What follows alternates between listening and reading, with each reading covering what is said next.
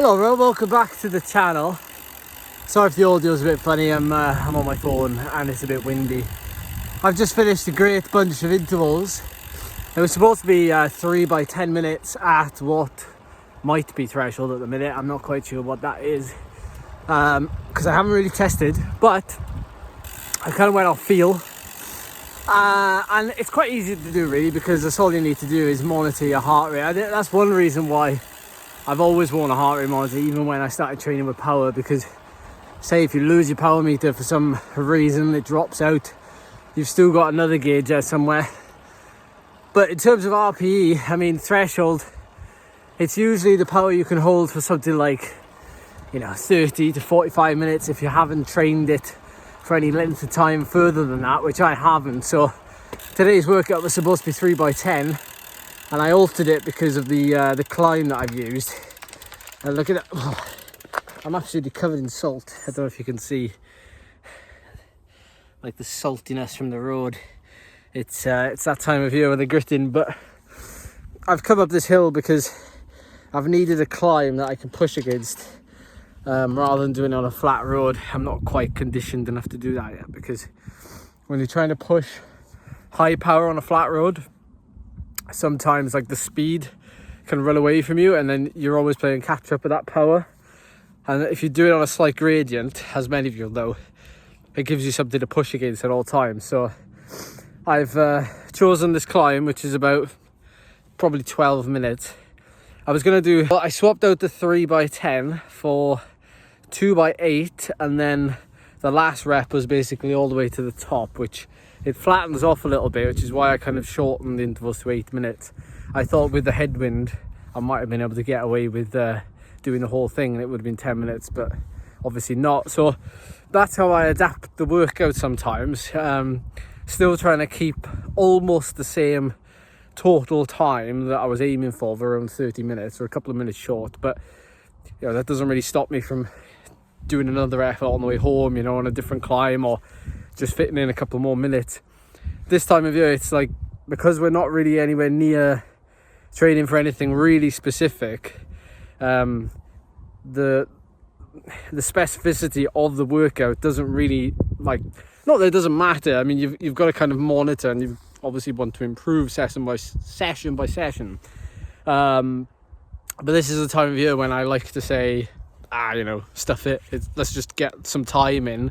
And not really worry about it, and just log it, and you'll soon feel like at the minute, I'm definitely not fit enough, or I definitely don't have that muscular endurance and well, any endurance really at the minute, relatively speaking, but I don't have the capacity to do really long efforts at that type of intensity. I kind of guessed that my FTP to be around 350 at the minute, and the intervals that I've done have been just below that, about 352 for the 8 minutes and 344 for that last interval, which was 12 minutes. But I know that as I start to get back into shape and I have some conditioning and I'm able to go a little bit longer, that's when I'll be able to pick off some much longer intervals, like 30 minutes at that type of intensity in one go. And then after a good bit of rest, doing 20 minutes in one go after that. And so doing a much longer repeated efforts will be the eventual goal. It's super nice though. I love the sessions where you can ride out an hour to do some intervals on a hill, for example, and then turn around and ride an hour back home. Very easy to get the time in. I've just got off a really interesting phone call with the guys over at Velo, who supply me with my wonderful Factor bike, which you can see in the background there. I need to give it a clean actually. And we got talking about some of the plans for this year. I don't know if any of you are interested in it. Maybe you are.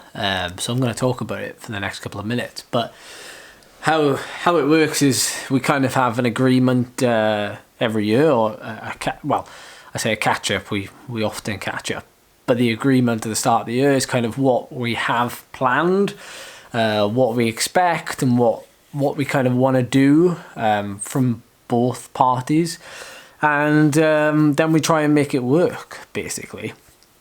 And it's kind of like an ongoing like partnership relationship. I really enjoy working with them, especially the team. The important bit for me is creating a relationship with the people like behind the brand, and then working on like the product itself, or like using the product. And I think every time you see me riding the bike, I think that's a good representation of how much I enjoy riding my bike, is like how much I actually ride my bike, like still training and riding as if I was being paid to do that, and still doing it with the same passion that I had when I was like technically getting paid to ride my bike. Whereas now it's more about creating relationships and making the most of those amazing products that they supply, in this case a bike. But yeah, we were talking about some of the events that I did last year, some of the events I've got planned this year. And some of the events are different this year. And also some things I'm going to do differently. Like I'm going to drop some events and replace it with some challenges or some KOMs. Like something a bit different than what I've done the last couple of years, because I feel like I've like not pigeonholed myself into doing certain things, but I felt a certain pull to do certain things. I feel like I have to do them, but take a step back, I feel like that's one of the reasons why, when I was racing for teams and I got to the point where I was able to race the races I wanted to race, and I was in control a little bit of my racing calendar. But more often than not, you don't have that control and you just get told what you're doing. And in a way, I've slowly crept back into that old habit of like just doing those same events, or just letting things happen. Whereas this year, I want to kind of plan and be more strategic with what I do and why I do it. But some of the best events, that's kind of like quite a broad like term, and at best. But some of the better events I did last year, or ones that I really enjoyed, and I'll just rattle them off in no particular order, but like the Tour de Mont Blanc, which was like a really, really long day. I really pushed myself to finish. I think it was 5th. That was a life-changing experience. I'll forever remember that. The other one was like Dragon Ride, which I did a couple of weeks before that, which was a really good way of testing my nutrition, seeing how much Sturka I could stomach, and like basically just getting things ready for Mont Blanc. And then, the British Hill Climb Championships, can't really go without mentioning that, because, it was a fantastic event, albeit, it's only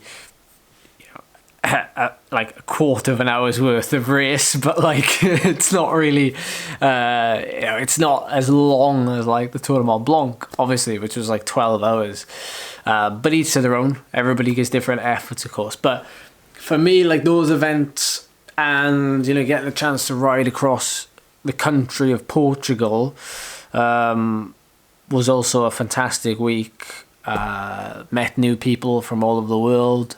Got to taste some like really nice wine, so it was a little bit of something different to maybe like the usual like power to 8 and like going out and thrashing hills and intervals. It was more like it was a bit of a cultured week, but one that I really enjoyed.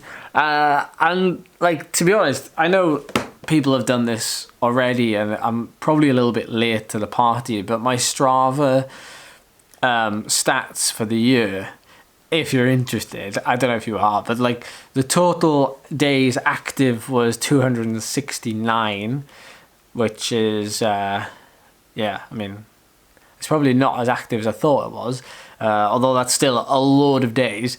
May was my biggest month, and it's no surprise, because that was the month that we went to Portugal and did like 1,000 kilometers nearly in a week.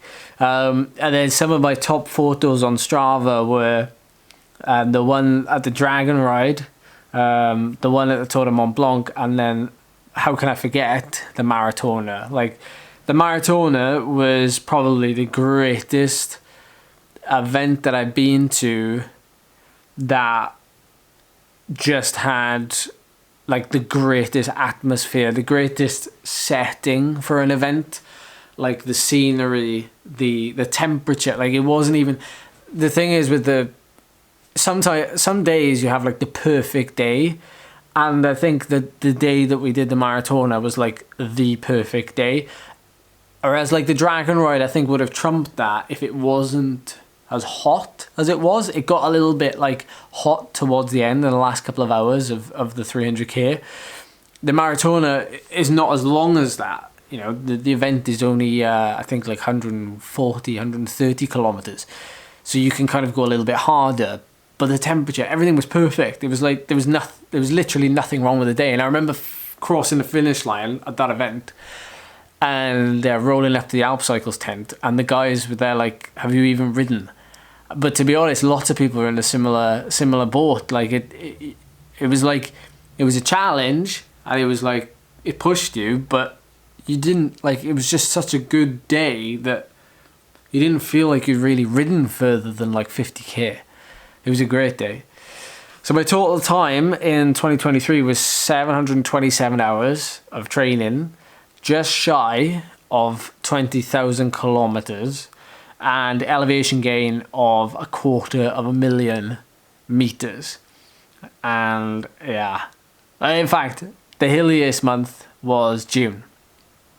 June would have been the month that I was, I think, doing the Dragon Ride, and like all the training rides around that as well, because obviously I was training for Tour de Mont Blanc like 2 weeks after the Dragon Ride in July.